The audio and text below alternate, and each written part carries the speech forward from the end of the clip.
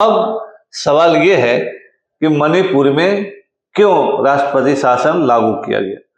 स्वाभाविक है कि जो संवैधानिक मशीनरी है फेल कर जाता है और भी उपद्रव, क्योंकि नॉर्थ ईस्ट जो है वह थोड़ा डिस्टर्ब एरिया रहा है, चाइना का भी इंटरफेरेंस रहा है, बहुत सारे अलगाववादी गुट वहां पर हैं, बहुत सारे ट्राइबल डिस्प्यूट हैं और भी बहुत सारे, तो वो रीजन आपको देते हैं। और प्रभावशीलता कि वो कितने प्रभावी होते हैं।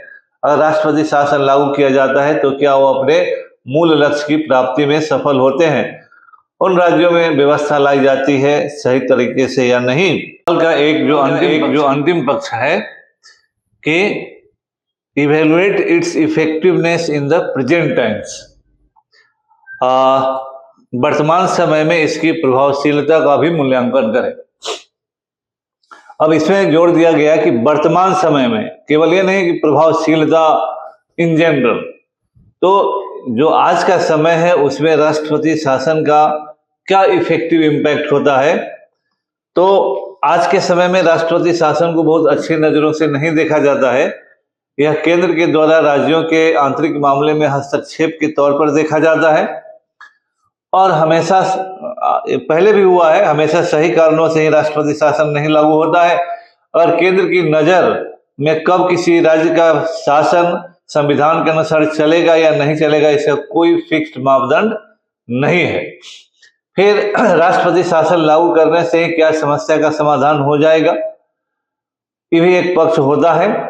लेकिन जो हमारे देश का संवैधानिक स्वरूप है, पॉलिटिकल स्वरूप है, उस स्वरूप में राष्ट्रपति शासन का लागू किए जाना राज्यों के मामले में, आंतरिक मामले में हस्तक्षेप तो है ही, लेकिन जो भारत का भौगोलिक स्वरूप है उसमें केंद्र का कुछ न कुछ नियंत्रण राज्यों पर होना अनिवार्य है, देश की एकता और अखंडता को बचाए रखने के लिए। क्योंकि हमेशा प्रांतों में उस तरह की गवर्नमेंट ही नहीं रहती है जो उन मुद्दों पर जो महत्वपूर्ण है हमारे देश के लिए एक तरह से सोचे। तो उस पक्ष को भी देखना है कि इफेक्टिव वर्तमान परिप्रेक्ष्य में कितना रहा या नहीं रहा। इसका जो एक अंतिम जो सवाल है इसमें, जिसका हर क्वेश्चन में आपको अथवा है और है, ये विकल्प आपके पास है, जो 38 नंबर का जो सवाल है, 38 नंबर का एक है, एक राष्ट्र एक चुनाव की अवधारणा तथा भारत के संघीय ढांचे पर इसके निहितार्थ पर चर्चा करें। लोकसभा और राज्य विधानसभाओं के चुनाव को एक साथ कराने के संभावित फायदे और नुकसान क्या है। वन नेशन वन इलेक्शन, जो हाल में हमारे यहाँ केंद्र में सरकार है, उसका एक कंसेप्ट है कि वन नेशन वन इलेक्शन होना ठीक बात है और इससे फिनेंशियल बचत होती है, समय की बचत होती है और बहुत सारे उनके तर्क है कि एक बार में अगर पूरे देश में एक साथ चुनाव हो जाता है तो 5 साल सभी सरकारों को काम करने का मौका मिलता है। नहीं तो एक बार मान लीजिए बिहार में अभी चुनाव हो रहा है, फिर बंगाल में होगा, फिर उत्तर प्रदेश में, फिर इस तरह से चुनावी माहौल में गवर्नमेंट भी बनी रहती है। केंद्र सरकार को भी चुनाव लड़ना है तो उनको भी उस मोड में रहना होता है, राज्य सरकार को लड़ना है तो वहां भी। तो क्या इससे जो प्रभावी समय है जनता के लिए काम करने का, उसमें कोई कमी आती है। उनका अपना पक्ष है कि वन नेशन वन इलेक्शन देश के लिए फायदेमंद है और ये होना चाहिए। बहुत सारे लोगों का कहना है कि नहीं, ये उचित नहीं है, क्योंकि जब राष्ट्रीय चुनाव होता है, लोकसभा के लिए चुनाव होता है, तो वह चुनाव राष्ट्रीय मुद्दों पर होता है, नेशनल इश्यूज पर होता है। गवर्नमेंट की फॉरेन पॉलिसी, डिफेंस पॉलिसी और उस तरह की नीतियों के आधार पर उनका मूल्यांकन होता है और फिर उस तरह से चुनाव होता है। जबकि राज्यों के चुनाव राज्यों के मुद्दे पर, स्थानीय मुद्दे पर होंगे। तो अगर एक साथ चुनाव होगा तो राज्यों का चुनाव भी स्वैड अवे कर दिया जाएगा नेशनल मुद्दों पर और राज्य के मुद्दे जो हैं वो दरकिनार हो जाएंगे। बहुत सारे राज्यों का कहना है कि यह राज्यों के लिए उचित नहीं होगा, क्योंकि राज्यों के मुद्दे उतना महत्व नहीं प्राप्त कर पाएंगे जितना उनको करना चाहिए। और जब अलग राज्य का चुनाव होता है तो केंद्र सरकार को भी राज्यों के समस्याओं के प्रति अपनी संवेदनशीलता दिखानी पड़ती है और उन्हें वादा करना पड़ता है कि उस पर्टिकुलर राज्य की समस्याओं के समाधान के लिए वो क्या करेंगे। तो खैर इसका दोनों पक्ष है। तो इस सवाल में आपको जो पक्ष है वो देख लीजिए कि ये अवधारणा पहले वन नेशन, एक राष्ट्र एक चुनाव, फिर इसका फेडरल स्ट्रक्चर पर क्या प्रभाव होगा और इसके फायदे क्या होंगे और इसके नुकसान क्या होंगे। तो एक आपको ये स्पष्ट करना होगा अपने क्वेश्चन के जो ओपनिंग आंसर जब लिखेंगे कि what is one nation one election, what you mean by this concept. Second, इसका फेडरल स्ट्रक्चर पर क्या प्रभाव पड़ेगा, तो दूसरा पक्ष हुआ। तीसरा हुआ इसका फायदा क्या होगा और चौथा हुआ इसका नुकसान क्या हुआ। तो 4 भागों में बटा हुआ पुनः यह सवाल है। चारों भाग को उसके महत्व के अनुसार वेटेज देना आपका काम है और जिस तरह से वेटेज और इफेक्टिव राइटिंग होगी उसी तरह से आपको नंबर मिलेगा। तो ये नहीं है कि आपको केवल वन नेशन वन इलेक्शन पर सीधे लेख लिख देना है, उससे नहीं होगा। तो मैंने बार बार कहा है कि किसी भी सवाल के जितने पक्ष पर क्वेश्चन होते हैं, जितने शब्दों का इस्तेमाल होता है, उन सभी पक्षों पर जब आप लिखेंगे तभी आपको अच्छे नंबर मिलेंगे, अच्छे मार्क्स मिलेंगे। तो यहाँ भी देखिए कि तो इसीलिए कहा जाता है कि सवालों को पहले पढ़िए और उसके पक्षों का निर्धारण कीजिए, उसके महत्व का निर्धारण कीजिए और उसके अनुसार शब्दों की संख्या निर्धारित करेंगे किसके लिए हमको कितने शब्द और पैराग्राफ लिखने हैं। अगला जो है वो भारतीय राजनीति और समाज में बढ़ती महिला सहभागिता और महिला आरक्षण अधिनियम 2023, जिसको नारी शक्ति वंदन अधिनियम कहा गया, प्रकाश डालते हैं उसके क्रियान्वयन से भारतीय समाज में होने वाले सामाजिक, आर्थिक, राजनीतिक परिवर्तनों का विश्लेषण करें। तो भी काफी महत्वपूर्ण है और स्टैंडर्ड का सवाल है। राजनीति में और समाज में जैसे महिलाओं की जो स्थिति हमारे देश में रही है वो प्रायः सबॉर्डिनेट की रही है। वैदिक काल और अन्य समय को छोड़ दें तो घर की महिलाओं को घर के चहारदीवारी के अंदर में ही जो सम्मान मिला है और बहुत सारी महिलाएं विदुषी हुई हैं, विद्वान हुई हैं, लेकिन दे आर रेयर। लेकिन महिलाओं को प्रायः ये, चूंकि जो हमारा समाज है, वैदिक समाज है, ये मेल डोमिनेंट समाज है जहां महिलाओं को हर बात पर चुप रहने की सलाह दी जाती है।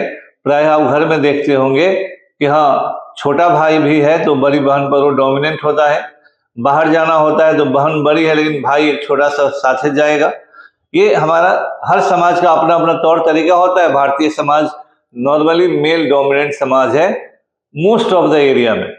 बहुत सारे देश में हिस्से हैं जहां हमारा समाज में महिलाओं का भी वर्चस्व है, साउथ इंडिया में और ट्राइबल एरिया में भी। लेकिन जो नॉर्थ इंडियन सोसाइटी है, जो नॉर्मल सोसाइटी है, वो मेल डोमिनेंट समाज है जहां महिलाओं को घर की चहारदीवारियों और घर के कार्यों के प्रति सीमित कहा गया है कि वहीं रहना है, उनका और कोई ज्यादा दायरा नहीं है। और कह दिया जाता है कि तुमको क्या समझ में आएगा, तुम्हारा दिमाग छोटा वगैरह वगैरह जो भी होता है, आप डे टू डे एक्टिविटी में भी आप देखते होंगे। लेकिन जब से हमारा आधुनिक समाज आया है, शिक्षा का प्रसार हुआ है, आर्थिक मौके मिले हैं, सरकारों ने भी, और जो कम्युनिज्म है या अरस्तु ने भी कभी कहा था कि अगर महिलाओं को घर के अंदर रखते हैं तो आप half of the work force को प्रोडक्टिविटी से डिनाई करते हैं, इससे आप ही को हानि है। और फिर फ्रांस की क्रांति हो या और भी, भारत में भी गांधी को श्रेय जाता है कि राष्ट्रीय आंदोलन में महिलाओं को उन्होंने आगे किया और आगे भी किया जाता रहा है। लेकिन आज की तारीख में जो समाज में होना चाहिए था वो अभी तक हुआ नहीं है। हमारे देश में महिलाओं को आगे लाए जाने की बात कही जाती है, लेकिन चुनिंदा महिलाएं बाहर गई, आगे आई, बड़ी राजनीतिक परिवारों की महिलाएं, राजघरानों की महिलाएं, और महिलाओं को जो इफेक्टिव महिला है, जो प्रभावशाली महिला है, जो जमीन पर काम कर सकती है महिला, जिसका अपना आधार है, नॉर्मली जो पॉलिटिकल लाइफ में भी है, सोशल लाइफ में भी है, उसको आगे नहीं आने दिया जाता है। तो महिला अगर पुरुष डोमिनेंस को चैलेंज करने वाली है तो पुरुष बहुत हद तक उस महिला के इमर्जेंस को रोकता है। पुरुष को भी वही महिला चाहिए जो ऋग्वेद में कहा गया है। ऋग्वेद का एक सूक्त है जिसमें कहा गया है कि अच्छी महिला वही है जो पलटकर जवाब न दे। ये ऋग्वेद में कहा गया, अच्छी महिला वही है जो पलटकर जवाब न दे। भारतीय समाज और राजनीति में पुरुषों को वैसे ही महिलाएं पसंद हैं जो उनके पलटकर उनके जवाब न दे, उनके बौद्धिक, उनके राजनीतिक वर्चस्व को जो चुनौती न दे। वैसे ही महिलाओं को जनरली समाज में, राजनीति में आगे किया जाता है। जो भी महिला रीढ़ वाली है, जो भी महिला प्रभावी है, जो भी महिला स्वयं शक्तिशाली है, उसको आगे आने में बहुत सारे पापड़ बेलने होते हैं, बहुत सारे रास्ते में दम तोड़ देती हैं और आगे नहीं आ पाती हैं। हो सकता है कि बहुत सारे लोगों को इस तरह का महसूस हुआ होगा, इसलिए ये नारी शक्ति बंधन अधिनियम 2023 आया।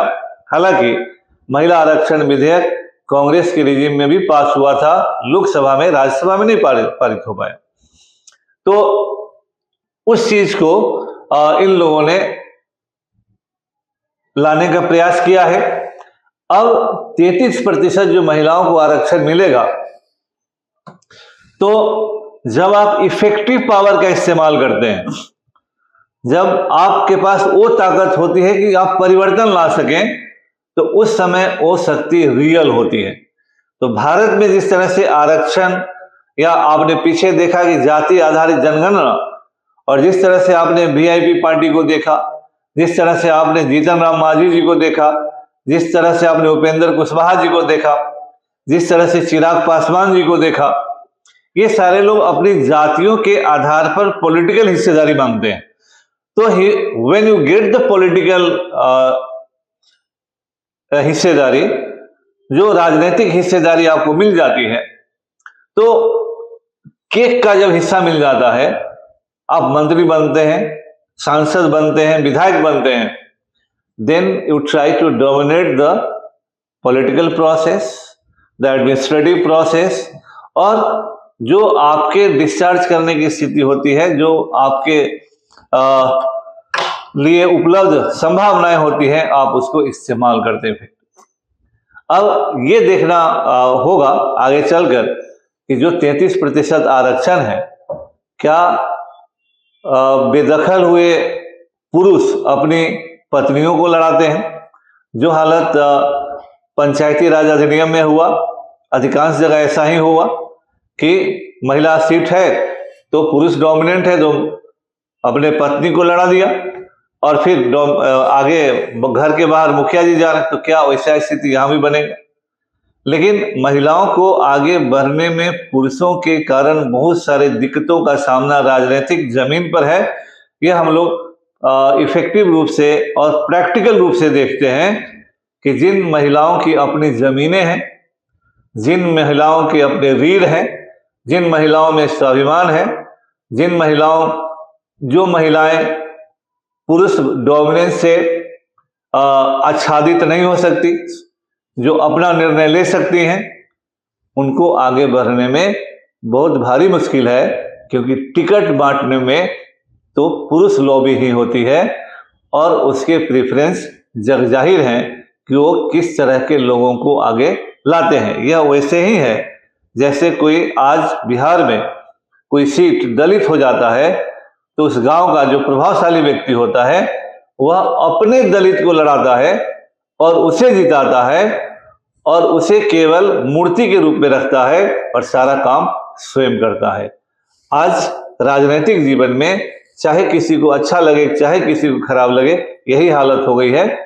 लेकिन उम्मीद करें हम कि महिला बंधन अधिनियम जब आगे के डिलिमिटेशन के बाद लागू होगा, तो यह महिलाओं को रियल पावर एम्पावर्ड करे पॉलिटिकली, और मजबूत महिलाओं को जब तक राजनीतिक हिस्सेदारी नहीं दी जाएगी, तब तक सारे इस तरह के अधिनियम, सारे इस तरह के कदम बेकार होंगे, क्योंकि राजनीति में योग्यता के आधार पर नहीं, पहुंच के आधार पर, और बहुत सारे आधार हैं जिसके आधार पर टिकट बांटे जाते हैं, बांटे जाएंगे। तो उस समय यह पावर, क्योंकि जब महिलाओं के भविष्य को नहीं डिसाइड करेंगी, पुरुष जब महिलाओं के भविष्य को डिसाइड करेंगे, तो पुरुष कभी नहीं चाहेगा कि कोई मजबूत और इफेक्टिव महिला राजनीतिक रूप से डोमिनेंट हो, तो यह देखा जाना है। तो बहुत सारे पक्ष हैं, ये बहुत ही समीचीन सवाल है। आप इसको अच्छे से समझ कर लिखेंगे तो फिर अच्छे नंबर मिलेंगे। आप लोगों का बहुत बहुत